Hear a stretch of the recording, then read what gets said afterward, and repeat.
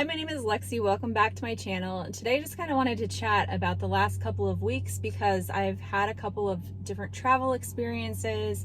And basically, I just wanted to talk about how it went and sort of some thoughts that I've had and just how every experience is different. And sometimes we just need to adjust our expectations and roll with it.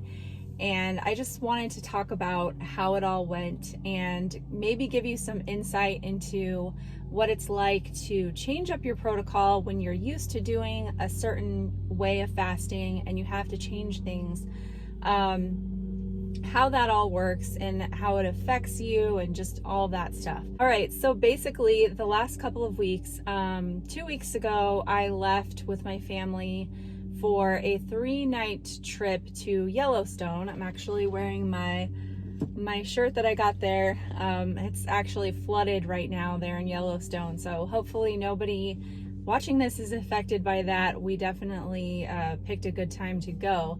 But yeah, so we were in Yellowstone for a few nights, and so basically that week what I did was I fasted on Sunday. Well, I didn't fast the whole day Sunday.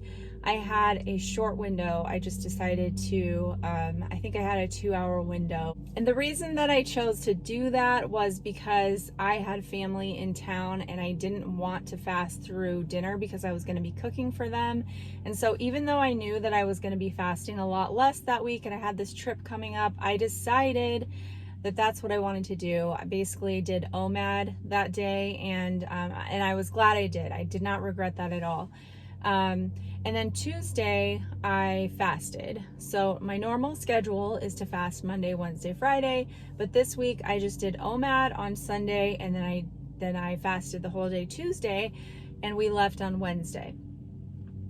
And then so basically I ate on Wednesday, Thursday, Friday, Saturday, and then I fasted that Sunday, which I'll get into after this trip. So I had 4 eating days in a row on my trip. And basically one of the things I want to talk about is just how sometimes you think that you've sort of overcome a habit and you've turned a corner and you don't do this one thing anymore. But then a certain situation arises and you kind of fall back into that old habit that you thought went away. And for me, that one thing is snacking when I'm on a road trip, like in the car.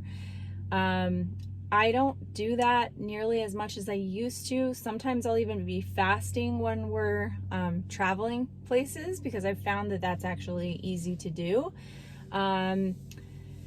Because a lot of the times the stuff you're going to be eating in the car isn't very delicious or window worthy, and so I can pass up on that. But it happened that when we left for this trip, the timing was such that I was in the middle of my eating window. And so I had some snacks up in the front with me, and my son, who is 15, has his driver's permit, and so he drove most of the way there. It was a 6-hour drive, and that's a little nerve-wracking. If you have any kids who are learning how to drive, then you know what I mean. This is our first child to be learning how to drive, and I definitely get a little nervous. And you know, he gets a little nervous in some situations, so sometimes it gets a little tense. And I was definitely feeling some stress, and it just happened that I had brought this bag with me of these like pretzel chocolate caramel things that I got from Costco a long time ago, and it's this giant bag, and I bought it like on an impulse and hardly ever ate any of them because they just never really appealed to me, even though they were good. But it's just something that it's been a big benefit for me of fasting, is that a lot of those things just don't call to me the same way they used to. So I still had this big bag, and I thought I'd bring it with me so that my family, you know, I could share it with my kids and stuff and get rid of it. But it just so happens that on this occasion I did offer it to my kids, but none of them wanted any. My son that was driving took a couple, and I was like, well, dang. And so I was sitting there and I started eating them, and I ate I mean, it wasn't a huge amount, but it was way more than I normally would have, and just snacked on some other things. And I could tell in that moment that, I was definitely emotionally eating and stress eating a little bit. Also, just because I was thinking I want to get rid of this bag and no one's going to eat it. And I didn't like finish the bag. I didn't make myself finish it or anything like that. I just ate more than I normally would have. And so I just sort of made a mental note of that, like, okay, so basically, if there is something that I don't want to eat a bunch of, I probably shouldn't bring it with me when I'm sitting with it at my feet for 6 hours. You know what I mean? So you have to plan for success. Now, I did bring other like healthier snacks, things that make me feel better. And I did also have some of those. But it was just an interesting kind of thing that happened. Now, throughout the trip, we weren't doing as much walking as I had envisioned. We were kind of driving around. If you've ever been to Yellowstone, there's a couple of loops and you drive around and then you stop and you do get out and walk around and see things and take pictures and stuff. But it was mostly driving. So I anticipated more like kind of hiking around and walking, but it was mostly sitting and driving. So not a lot of activity, and we did do a lot of eating. So there was a like buffet kind of breakfast at the hotel where we were staying. We had that before we would leave. Then we stopped and we ate lunch in the middle of the day while we were there, and then we would go back and have dinner kind of late. So like I had 3 days that were pretty long windows for me, and I'll show you what those windows were, and you can see that they were long. So I did on one of those days make myself sick because I just ate too much. It wasn't that I was eating like a ton of junk or anything. It was just that I ate too much. Like I cannot eat too much anymore. My stomach does not handle it. So again, it was another learning experience. And what happened then at the end of the trip was my son started getting a sore throat. And I then started to feel on the last day that we woke up that I was getting a sore throat. And I was like, no. I cannot get sick because I was going to California the next week to see my sister.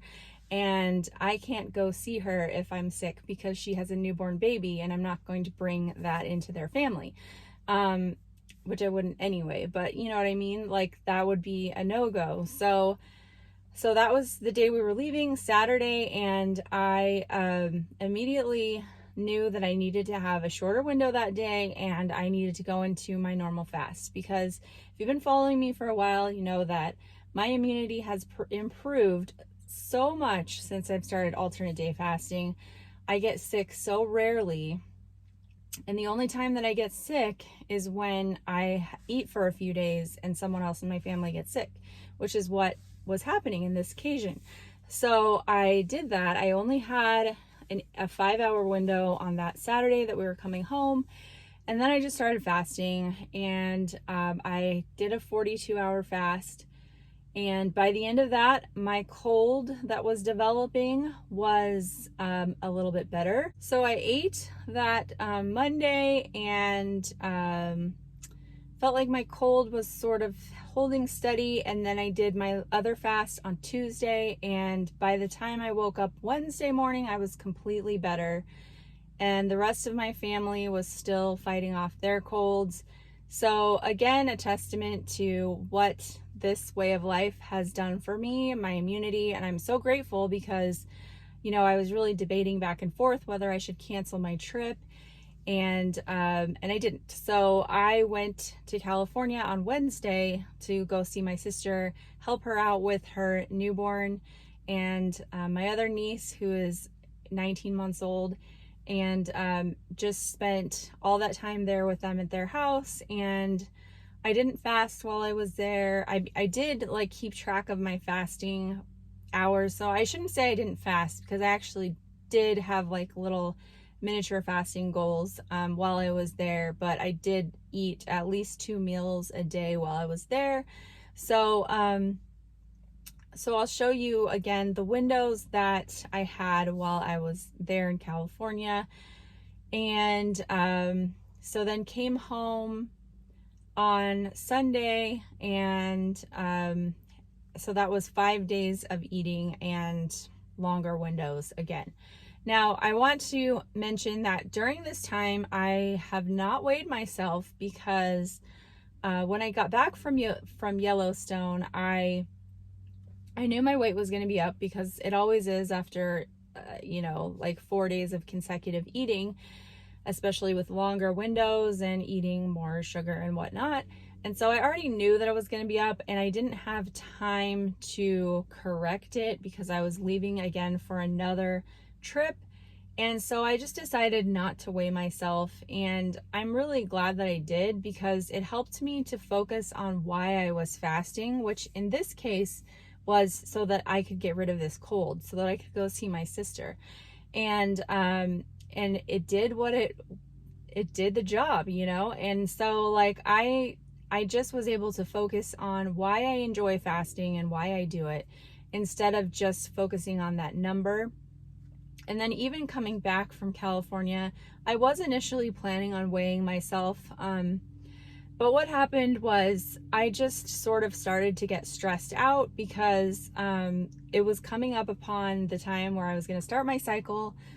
I am going to start moving this week. We're getting the keys to our new rental, that we're moving from our current rental into our new rental. And so we're getting the keys, we're going to start moving, and I just realized that there would be no benefit to me seeing that number, because I have already gotten lots of data on, the kind of weight gain that I expect on a trip, and the typical losses that I would have after that. And so in this particular instance, I just decided it wasn't worth doing. And so my plan is to weigh in this Saturday after I have my 3 full fasts out of the way, and we'll just see where I'm at there. And but basically it doesn't matter, because I'm not going to do anything differently one way or the other. I'm just going to continue doing what I know works for me. And so I think that's really powerful and important to realize, that sometimes there may be there's a place for the scale. I do weigh myself almost every day normally, but I think that there are definitely times where it's good to recognize that it's not helping you, and that it would be better to just take a break and step away from that and focus on more important things, which is your health and how you feel and all of that. And the other thing is, like, my clothes are still fitting, and like, nothing drastic has changed, and I know that because I've done this before. So I'm not like freaking out or anything. I'm just sort of going back into my routine and trying to eat the things that I know make me feel my best, and just moving forward with life and trying to handle the business that I've got to handle. So that's where I'm at, basically. I hope that, even though this video was more just like chatty, I hope that it sort of helps you to realize that you can be very flexible, and you just kind of get back to where you were when you can, and you do what you can even while you're gone, while you're traveling. You just work around it, and you try to do the best that you can. But there may be times where, like I did, that you sort of fall into those habits that you used to have that sort of took over your life at the time. And it can be kind of frightening to see yourself do that, because you worry, oh, what if I'm falling back into this hole of the person I used to be? But you don't need to feel that way, because for me personally, what happens, and I've mentioned this before, when I eat for 4 days in a row, 5 days in a row, my appetite correction changes. And so just the way that I feel satisfied and all of that changes. And so I realize that that's what's going to happen. And so, I have to be more mentally aware in order to not make myself sick.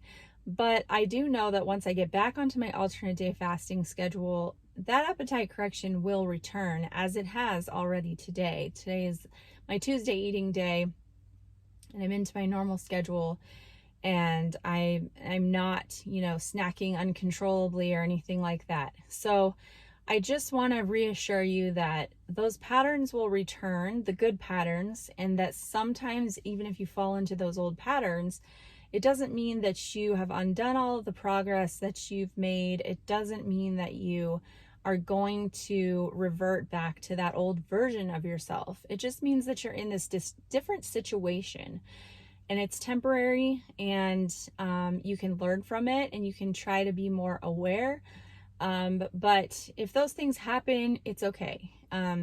Tomorrow is a new day. You just start over, and it's okay. We're just human. So I hope that helps someone out there. I hope you guys are enjoying your summer and doing some fun things with family and friends. And I will catch up with you guys next week. Thanks for watching. Bye-bye.